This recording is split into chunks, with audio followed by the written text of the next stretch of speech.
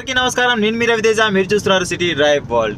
Dear friends, ఈ రోజు వీడియోలో మనం ఒక ట్రెండింగ్ టాపిక్ గురించి అయితే మాట్లాడుకోబోతున్నాం. ఈ టాపిక్ ఏంటి అంటే, నాకు ఈరోజు చాలా కామెంట్స్ వచ్చాయి. యాక్చువల్గా నేను ఆ న్యూస్ అయితే నేను చూడలేదు, కానీ కత్తి మహేష్ గారి యాక్సిడెంట్ జరిగింది కదా ఇన్నోవాలో.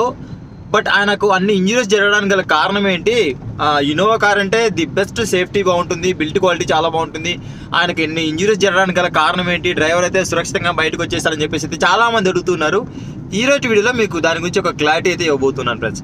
ఫస్ట్ ఆఫ్ ఆల్ దానికి సంబంధించిన పిక్స్ అని చెప్పేసి కొన్ని చూడండి, ఆ తర్వాత మీకు ఒక క్లారిటీ ఇస్తాను. Okay fine. ఇక్కడ మీరు ఈ పిక్స్ చూసారు కదా ఇప్పటి వరకు. ఈ పిక్స్ ఏంటంటే ఆల్మోస్ట్ ఈ వెహికల్ అంత డ్యామేజ్ అయినప్పుడు నేను ఎక్స్పెక్ట్ చేసేది ఏంటంటే ఆల్మోస్ట్ ఈ వెహికల్ 100 నుంచి 120 కిలోమీటర్ స్పీడ్ మధ్యలో అయితే ఉంది. డ్రైవర్ అయితే సీట్ బెల్ట్ పెట్టుకుని ఉన్నారు. డ్రైవర్ సీట్ బెల్ట్ పెట్టుకున్నప్పుడు వచ్చేసి తను అక్కడే లాక్ అయిపోయింది సీట్కి, అలాగే ఆయన అయితే అతుక్కుపోయారు. ఎప్పుడైతే పక్కన కో ప్యాసింజర్ సీట్లో ఉన్న మన కత్తి మహేష్ గారు ఎవరైతే ఉన్నారో ఆయన సీట్ బెల్ట్ పెట్టుకోకపోవడం వల్ల ఏం జరిగిందంటే ఆయన వెళ్ళేసి ముందుకు అలా వెళ్ళిపోయారు. ఆయన వెళ్ళిపోయినప్పుడు ఫ్రంట్ ఉన్న ఏదైతే మొత్తం విండ్ స్క్రీన్ మొత్తం అంతా కూడా బద్దలైపోయింది. హెడ్ దగ్గర, కన్ను దగ్గర అయితే కొన్ని ఇంజరీస్ అని చెప్పేసి ఎక్కువగా జరిగాయి. సీట్ బెల్ట్ పెట్టుకోకుండా ఎప్పుడైతే ఆయన ట్రావెల్ చేశారో సడన్ గా ఇంపాక్ట్ వచ్చిన వెంటనే ఎంత స్పీడ్తో అయితే వెహికల్ ఆగిందో అంతే స్పీడ్తో ఆయన వెళ్ళేసి ముందున్న ఆ విండ్ స్క్రీన్ హిట్ చేయడం జరిగింది. దాంతో ఆయనకు ఎక్కువ ఇంజరీస్ అని చెప్పేసి జరిగాయి. అక్కడ కనుక ఆ వెహికల్ యొక్క బిల్ట్ క్వాలిటీ సరిగ్గా లేకపోయింటే ఆ డ్రైవరు బ్రతికేటోడు కాదు, అందులో ఉన్న కత్తి మహేష్ గారు కూడా బ్రతికేటోడు అయితే కాదు.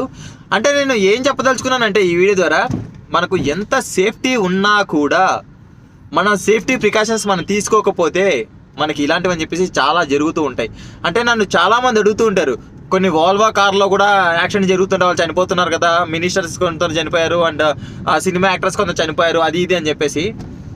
సేమ్ ఇదేనండి. అక్కడ జరగడానికి గల మెయిన్ రీజన్ ఏంటంటే అంత సేఫ్టీ ఉన్నా కూడా చనిపోవడానికి గల మెయిన్ రీజన్ ఏంటి అంటే సేఫ్టీ ప్రికాషన్స్ అని చెప్పేసి తీసుకోకపోవడం. ఓకే, ఐ థింక్ మీకు ఒక క్లారిటీ వచ్చి ఉంటుందని చెప్పేసి నేను అనుకుంటూ ఉన్నా.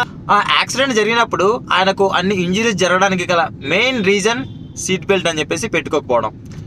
రైట్ ఫ్రెండ్స్, ఇది ఇవాళ వీడియోలో. మీకు ఈ వీడియో నచ్చినట్లయితే లైక్ చేయండి, మీ ఫ్రెండ్స్ అండ్ ఫ్యామిలీ మెంబర్స్ అప్పుడు షేర్ చేసుకోండి. Thanks for watching. By by. Seat belt ధరించండి, హెల్మెట్ ధరించండి. కేవలం ఒక స్లోగన్ లాగా మాత్రం తీసుకోకండి. ఖచ్చితంగా మీరు ఎప్పుడైతే వెహికల్ డ్రైవ్ చేస్తున్నారో, కార్లో కూర్చున్న వెంటనే సీట్ బెల్ట్ పెట్టుకోండి. ఎప్పుడైతే మీరు బైక్ డ్రైవ్ చేస్తున్నారో హెల్మెట్ పెట్టుకోవడం మాత్రం మర్చిపోవద్దు.